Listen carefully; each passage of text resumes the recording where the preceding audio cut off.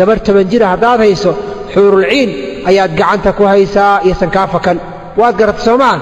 xuurul ciin baad gacanta ku haysaa iyasan kaa fakan 20 jir haddaad heshana muraayad iyo wax dhaldhalaalaya qurux badanood fiiriso indhahaagu qabtaan waad haysataa 3 jir haddaad heshana jannatu naciim janno iyo barwaaqaad gacanta ku dhigtay 4 jir haddaad heshana cad iyo cadiin iyo baruur baad gacanta ku haysaa 50 jir haddaad heshana wiilal iyo gabar waad heshay 60 jir haddaad aragtana 60 jir maxaad iga weydiinay oo faa'iidada kugu jirta maxay tahay buu yiri dan miyaa kugu jirto 70 jir iyo 80 jirna waa cajuuso gabowday isaga fogow ka carar 90 jirna waa shaydaane ka tag 100 jirna waa asxaabul jahiim isaga carar xajaaj intuu qoslay qosol la dhacay buu wuxuu yiri dumar teebaa u wanaagsan wiilkii yaraa wuxuu yiri dumar waxa u wanaagsan buu yiri tan muuqaalkeeda iyo dhismaheeda jirkeeda quruxdeeda ay ku qanciso carabkeedana uu fasiix yaho aan lahayn carab gaja iyo shigshig midna aanan ku jirin marka ay ku soo qaabisho soo socoto horteeda aad aragtanu naaska ibtiisa u nuuxnuuxso dhag u dhaho markay sii jeesatana barida ay gadaal u sii ruxanto xajaaj wuxuu ku yiri waxaad ii sheegtaa buu yiri qofkii ugu horeeyay ee shicir tiriya adduunyada inta la joogay ii sheeg wiilkii yaraa wuxuu yiri aadam calayhi salaam buu ahaa ruuxii ugu horeeyay ee shicir tiriyay wuxuuna tiriyay wiilkii qaabiil markii uu dilay walaalkii haabiil uu dilay ayuu nabi aadam isagoo baroor diiqanayo shicirkan tiriyay oo wuxuu yiri bakat caynii ishaydii way ooysay waxuqa lahaa bukaaha inay ooysana xaq bay u leedahay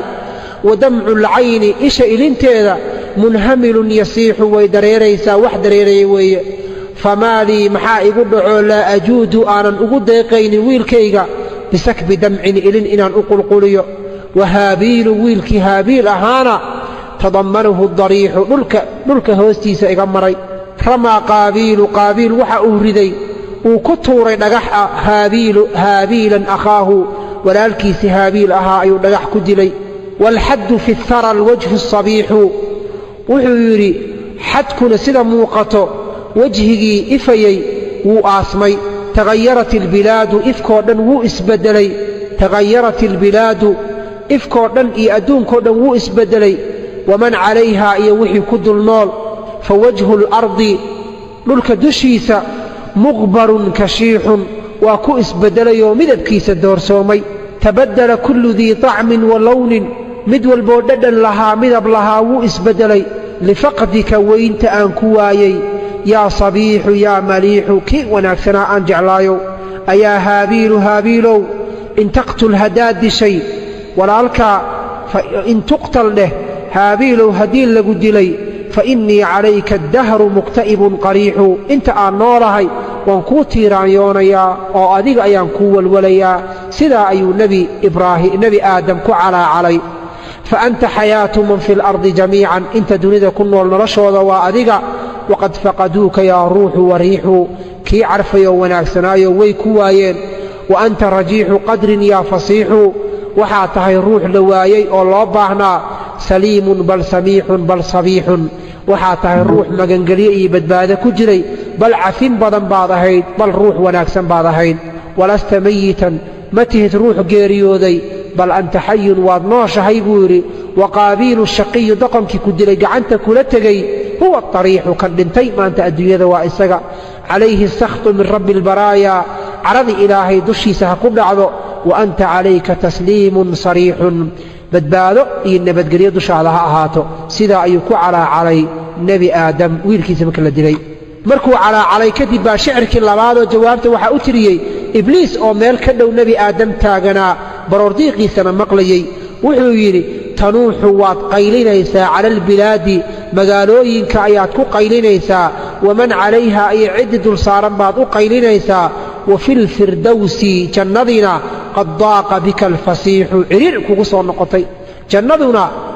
ciriiri bay kugu soo noqoto adii ilmahaagoo janno ku jiro ayaad ku soo noolaan weysay wa kunta bihaa janno ayaad ku noolayd firdowso wasawjika iyo wiilkaaga iyo wasawjika xaaskaaga fii naciimin barwaaqo ayaad ku sugnaadeen min almawlaa allaha idin abuurta uu idin siiyey wa qalbuka mustariixun qalbigaagana wuxuu ahaa qalbi raaxaysanaya khadactuka aniga ayaa ku khayaamay fii dahaa'ii maskaxdaydii ayaan kugu khayaamay uma makrii dhagartayda beenta aheedun kugu dhaartay baan kugu khayaamay ilaa an faataka alcayshu arashiixu noloshii barwaaqada badneed ee jannada ilaa ay kaa soo gudubtay faqaala alxajaaj xajaaj wuxuu yidhi marka ii sheeg buu yidhi wiil yahow carab shicir ay tirisay midka ugu qiimaha badan ii sheeg wiilkii yaraa wuxuu yidhi shicirkii uu tiriyey xaatimu taa'i ayuu ahaa markii uu yidhi wa ukrimu dayfa waxaan karaamaynayaa martida xatman qasab iyo dirqin anigoo ay igu tahay xiina yatruqunii markuu ii soo garaaca albaabka qabla alciyaali intaanan carruurtayda siinin waxa ay u baahan yihiin calaa cusrin haddii faqri uu yahayo wa iisaarin iyo haddaan dhaqaalo haystaa intuba ilmahayga waxaan ka hormarinayaa martida albaabka ii soo garaacdo ninkii yidhi shicirkii uu tiriyey ayaa ugu qiimo badan shicir la tiriyo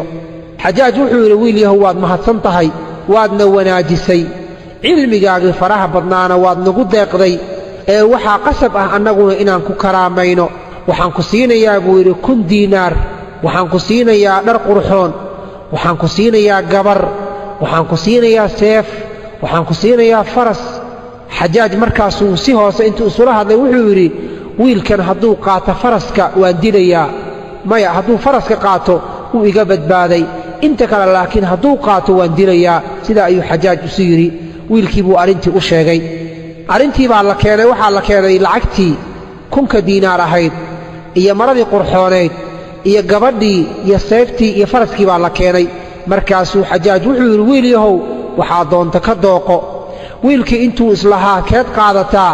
baa gabadhii addoontii ahaydoo wiilka la siinayo ku jirta wixii la qaybinayey baa intay wiilka u iljibisay bay waxay ku tidhi aniga i qaado waxaan odhan anaa kaaga fiican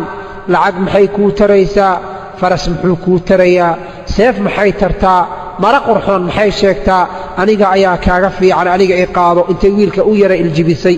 markaasuu wiilkii wuxuu yidhi dan kaamalihi buu yidhi dan kaamalihi markaasuu shicir yar u tiriyo wuxuu yidhi lijaankan iyo madaxan guduudan ee ruxmayo faraskii buu ula jeedaa ayaan ka jeclahay waxa aad iigu iljibinayso inaan adiga ku qaato ah waxaan ka baqayaa buu yidhi haddaan firaashkii gogasha ku duldhacoon xanuunsado cilladii iyo jiradaydana ay dheeraato inaadan ila sii joogin waxaan ka baqayaa haddaan meel haadaan ka dhacno zamankuna uu i beddelo inaadan ii gargaarin jiis iyo wax haddaan noqdo inaadan ii gargaarin waxaan ka baqayaa haddaad lacagta yaroon haystood iga weyso in aad dadka lacagta lahoo cadowgayga ah iga raacdo gabadhii baa u jawaabtay waxay tidhi ilaahay baa xumaan ka fog bay tidhi waxaad i tidhaahdaa ayaan samaynayaa haddaad gacantayda bidixda goyso midigtaydana aad goyso sirta ninkayga qalbigayga ayaan ku qarinayaa waxaan ku qancayaa wixii yar uu ii keeno iyo wixii badanba haddaad ila noolaato dabcigayga waad garan doontaa waxaad ogaan doontaa ruux lala noolaada kan ugu khayr badan inaan aniga ahay ayaad ogaan doontaa waa garsoomaa xajaaj wuxuu yidhi marka gabadhii buu arko gabay tirinayso wiilka u iljibinayso hoogto ma xeshootid miyaa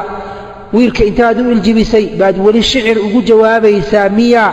wiilkii yaraabaa marka intuu hadlay wuxuu yidhi xajaajow waxaad ii keentay buu yidhi faras 1,000 diinaar mara qurxoon gabar seef haddaad khiyaar isiisood itiraada keed qaadan lahayd faraskaan qaadanayaa buu yidhi aniga haddaad khiyaar isiiso faraska ayaan qaadanayaa waa faraskii la yidhi hadduu qaato wuu ku badbaadayaa faraska ayaan qaadanayaa ayuu yidhi haddaad khiyaar isiiso adiga laakiin haddaad xalaal tahay oo dhiig xalaal iyo dhacaan xalaala aad ka dhalatay kulli baad isiinaysaa xajaaj wuxuu yidhi qaado ilaahay kuuma barakeeye qaado kulligooda ilaahay kuuma barakeeye wiilkii yaraa wuxuu yidhi waan kaa gadoomay buu yidhi adigana ilaahay wax ka dambeeya intaad isiisay kuma siiyo adigana mar dambe ilaahay nama kulmiyo wiilkii yaraa markii isku qaatay faraskii 1,000 diinaar maradii seeftii gabadhii markuu isku qaatay buu wuxuu yidhi xajaajow xaggeen ka baxaa xajaaj gurigiisa albaabo badan buu lahaa irdaha qaar markii laga baxo qofka madaxa laga gooyaa qaar qofka gacmaha laga gooyaa qaar qofka xabsi baa la dhigaa qaar qofka waa la karaameeyaa xaggeen ka baxaa buu yidhi xajaajow xajaaj wuxuu ku yidhi albaabkaas ka bax buu yidhi haddaad ka baxdo waad ku badbaadaysaaye dadkii meesha fadhiya waxay ku yidhaahdeen wiilkan sidan kula hadlay ad adeegan carabta aysan qabin kula hadlay hadalladan jawaabahan xunxunka ku siiyey albaabka uu ku badbaadi lahaa uu ka bixi lahaa maxaad ugu tilmaantay hal la dilay ma albaabka lagu dili lahaa u tilmaantid xajaaj wuxuu yidhi hadduu iska bixi lahaa albaab xun ka bixi lahaa ma aanan celiyeen laakiin wuu ila tashaday buu yidhi xaggeen ka baxaa ayuu i yidhi qofka haddii lala tashadana waa inuu aamin noqdaa qof lala tashaday waa qof la aaminay wiilkii yaraa wuxuu ka baxay albaabkii buu ka baxay isagoon waxba la gaarsiinin gabadhii faraskii 1,000 diinaar maradii qurxooneed seeftii